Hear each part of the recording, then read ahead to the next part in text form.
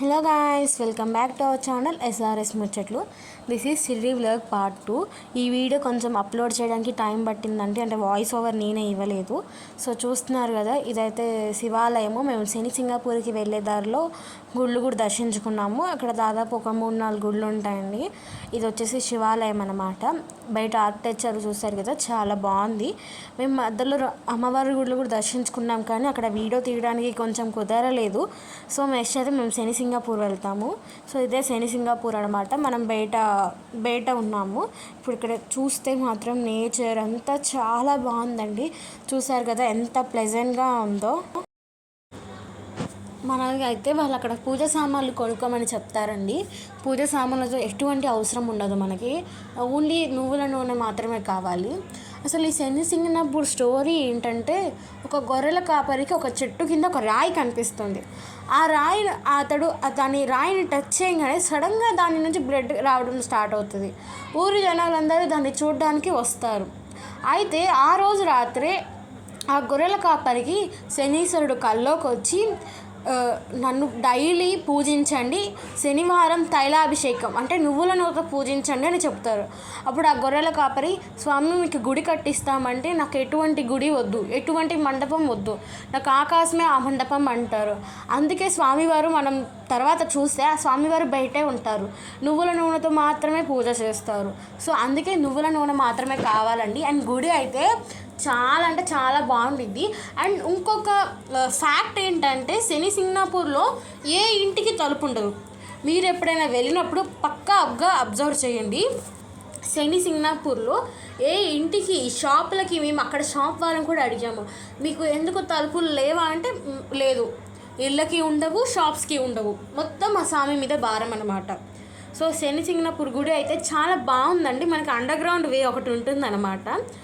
So మా plan ఏంటంటే, Singapore వెళ్ళి సాయంత్రం హారతి దర్శనంకి వెళ్ళాలి అని చెప్పి. సో ఇంకా మేమైతే స్టార్ట్ అయ్యాము. సో ఇది వచ్చేసి వే అన్నమాట, ఒక అండర్ గ్రౌండ్లా ఉంటుంది. సో చూశారు కదా, ఇంకా మేమైతే వ్యూ బాగుందని చెప్పి ఫ్యామిలీ అందరం కలిసి గ్రూప్ ఫొటోస్ అయితే తీసుకున్నాం అన్నమాట. ఇది వచ్చేసి చాలా బాగుందండి ఈ వ్యూ అయితే, మిస్ అవ్వకండి.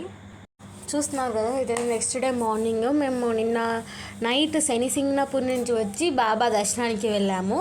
సో ఇప్పుడైతే మార్నింగ్ మేము తీసుకున్న రూమ్స్ దగ్గర మాకు క్యాంటీన్లా ఉందన్నమాట. అంటే టీ కాఫీ ఇస్తారు, ఫ్రీ ఏం కాదంటే ఒక ₹2 ₹5 అలా ఛార్జ్ చేస్తారు. సో కాఫీ, టీ, మిల్క్ అన్నీ బిస్కెట్స్తో సహా అవైలబుల్గా ఉంటుంది. సో మీకు అక్కడ కనిపిస్తుంది కదా, అక్కడే అదన ప్రైజెస్ అనమాట. టీ ₹2, కాఫీ ₹3 అంటే రీజనబుల్గానే ఉన్నాయి. సో ఇవాళ ప్లాన్ ఏంటంటే, నాసిక్, పంచవటి, త్రయంబకేశ్వరం ఇవన్నీ చూడాలనుకుంటున్నామండి. సో నిన్న మాట్లాడుకున్న ట్రావెల్స్ని మేము ఇవాళ కూడా మాట్లాడుకున్నాము. సో ఇదైతే బెస్ట్ అనమాట. నేను మీకు కూడా అదే చెప్తున్నాను, మీరు 2 డేస్కి ఒకరిని మాట్లాడేసుకోండి.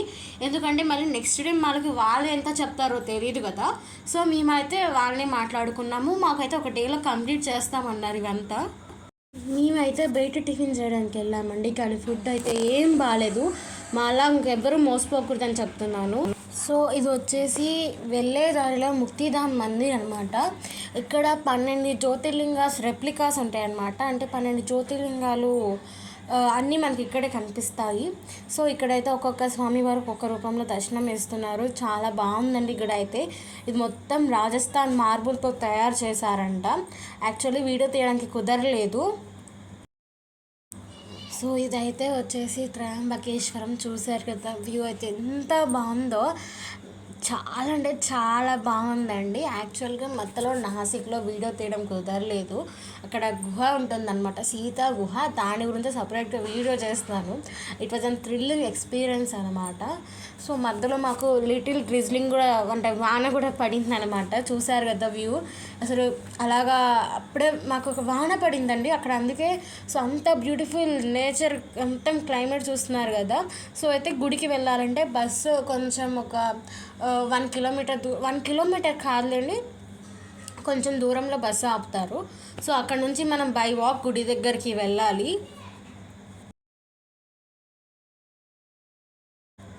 కానీ మధ్యలో కొంచెం వాన పడడం వల్ల కొంచెం అక్కడంతా బుడత బుడతగా ఉందండి. అంటే చెప్పులు లేకుండానే వెళ్ళాలి కదా, చూస్తున్నారు కదా.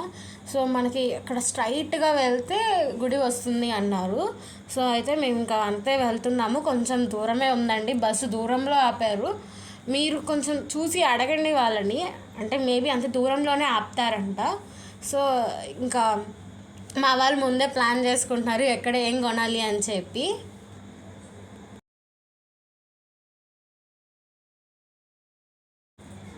సో చూస్తున్నారు కదా, మనకు కనిపించేది అక్కడ గుడి, అదే గుడి అనమాట. చాలా చూశారు కదా, చాలా బాగుందండి. ఇది ఎంతో పురాతనమైన గుడి అండి. శివుడు 12 జ్యోతిర్లింగాలలో ఇదొక జ్యోతిర్లింగం అనమాట. ఎంత అదృష్టం ఉండాలండి దీన్ని దర్శించుకోవాలంటే. చాలా బాగుందండి గుడి మాత్రం, కానీ చాలాసేపు పట్టిందండి దర్శనానికి. ఇది వచ్చేసి త్రయంబకం గుడి లోపల అండి. నేను దీని గురించి సపరేట్గా పార్ట్ 3గా అప్లోడ్ చేస్తున్నాను. అంటిల్ వాచింగ్ ఎస్ఆర్ఎస్ ముచ్చట్లు. Thank you.